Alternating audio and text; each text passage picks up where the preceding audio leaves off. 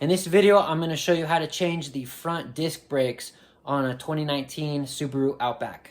All right, as you can see, you got a couple steps to do to catch up with me. I have videos on these and I'll link them, but essentially you need to loosen up your lug nuts, then go ahead and jack it up, put a jack stand also, have some redundancy, take those lug nuts off, take the tire off, and now you're caught up with me. So let's get a little closer and figure out what's next. Changing your brakes yourself, it's a great way to save some money, learn something new, do something with your hands, quit being lazy. So I love to do it. If you have never done this before, this is your rotor and this is your caliper. Your brake pads are inside of the caliper. You got your sliding pin here and there's a bolt right here. Same thing on the bottom, bolt right there. You're gonna go ahead and loosen the one on top. Don't take it out yet though. You'll see in a second. And then you're gonna take out this bottom one. The way you do it, you need a 14mm socket.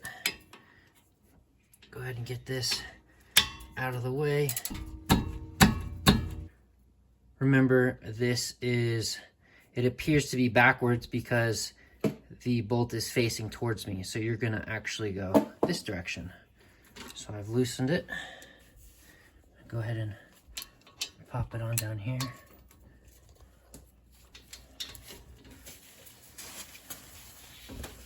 All right, got that loose. Thank you. Gonna go ahead and back out this bolt. The reason why we only took out the bottom one is so that we can slide this caliper up and it'll just sit right there.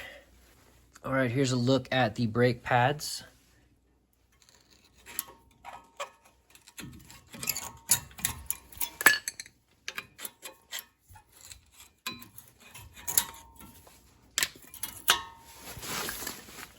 So notice that the metal squealer is on the interior and the outer one does not have that, but the compression pins are at the bottom here.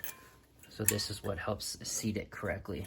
These brakes have a lot of life left in them, but the other side, they wore a little bit heavier.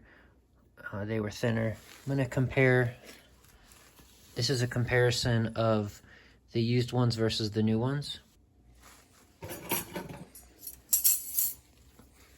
You'll also notice that there are some pins. There's some metal clips down here at the bottom. These hold in those disc brakes. Comparing the old one to the new one. You want to change these out every chance you can because heat wears this stuff down and they fall apart. So time to get a good brand new one in anytime you can.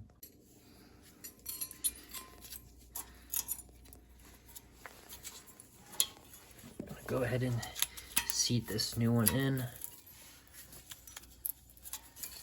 It just goes in nice and firm. Make sure there's no gaps. And then you got an upper one to take off here too. If you have the replacements, you can kind of be rough with this.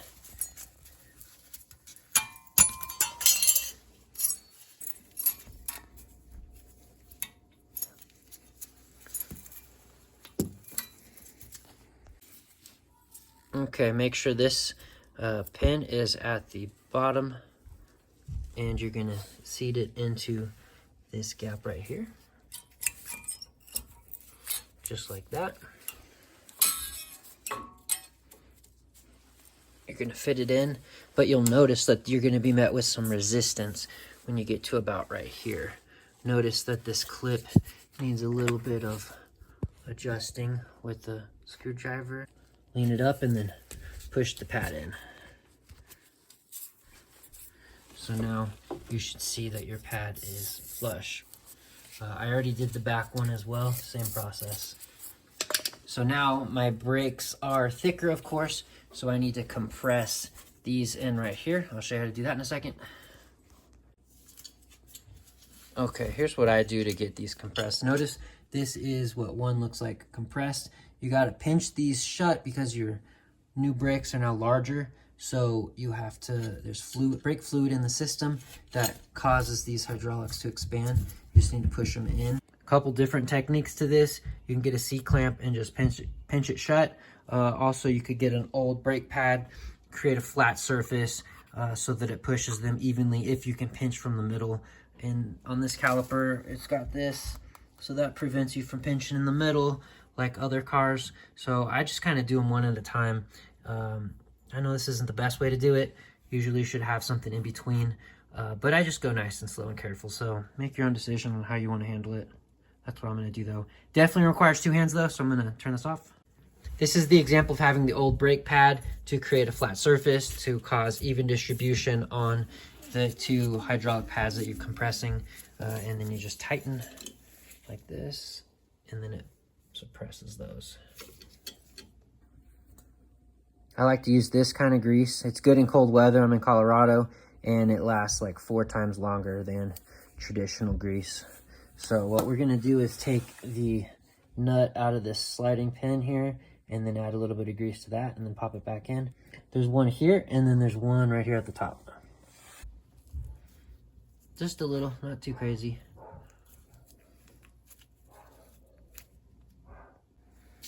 Next, we're gonna go ahead and slide this back down. Gonna take some wiggling back and forth, but it should drop. Make sure you put that sliding pin in a little bit more to close it up.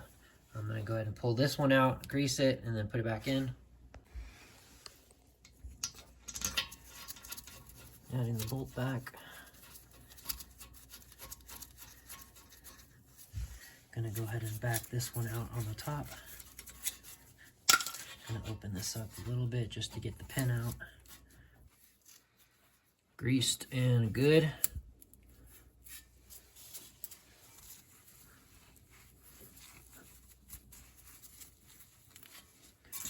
Closing up. Pop that bolt back in. Tighten with your 14mm socket. After you hand tighten. Tighten with your 14mm hand socket.